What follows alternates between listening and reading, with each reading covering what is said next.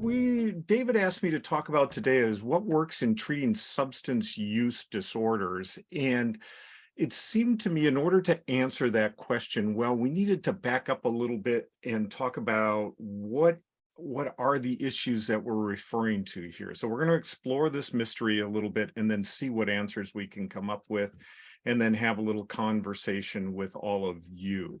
So let's begin with a pretty commonplace sort of notion here, and that is one that we probably all would agree on, that young adulthood is a period of heavy use, and this is when people often are introduced to alcohol and drug use. Okay, so here's some data for you, and when we're talking about young adulthood, we're talking about people ages 18 to 25.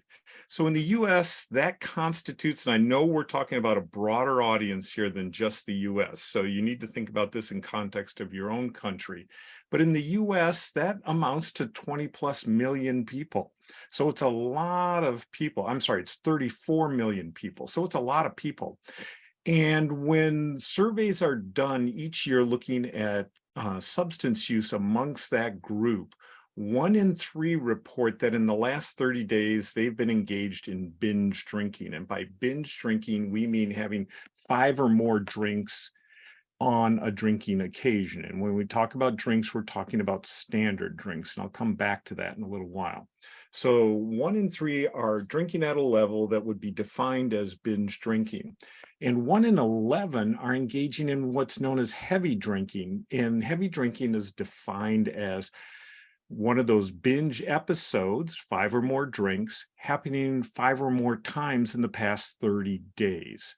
So 1 in 11 of young adults are engaging in heavy drinking. And 1 in 10 has an alcohol use disorder based on the DSM-5 criteria, and 1 in 7 has a substance use disorder more generally. And this is coming from the National Survey on Drug Use and Health.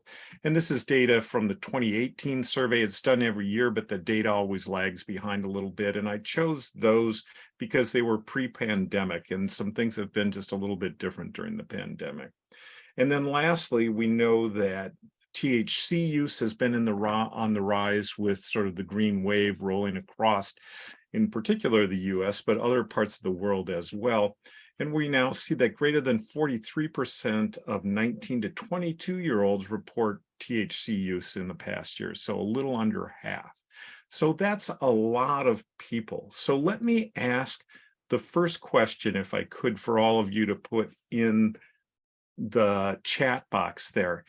And that is, how many people do you think have had a substance use disorder in the past year? What percentage? And I'll give you some numbers to put down, and you can decide which one seems right.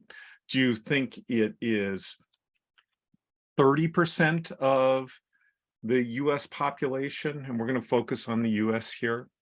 Is it 20%? Is it 15%?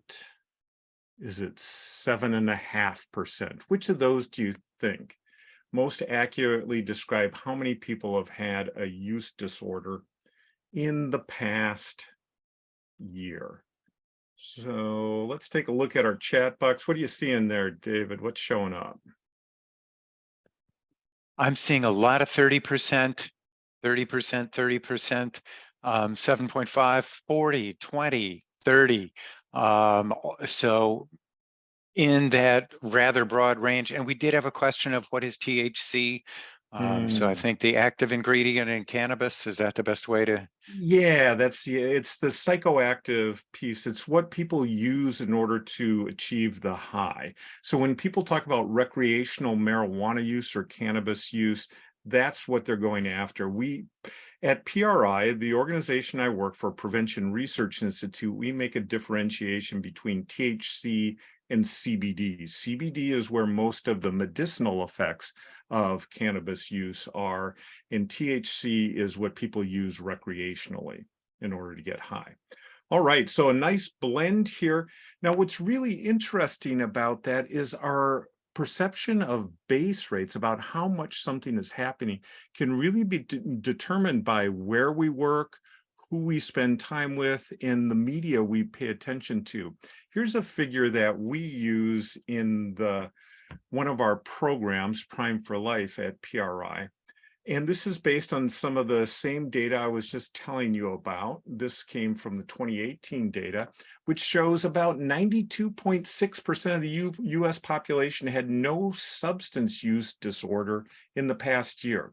And when we're talking about this group, we're talking about people who are age 12 and up, and it's a randomly sampled population that looks at households, looks at non-institutionalized living settings, so shelters, dorms, things like that, but not military settings. Okay.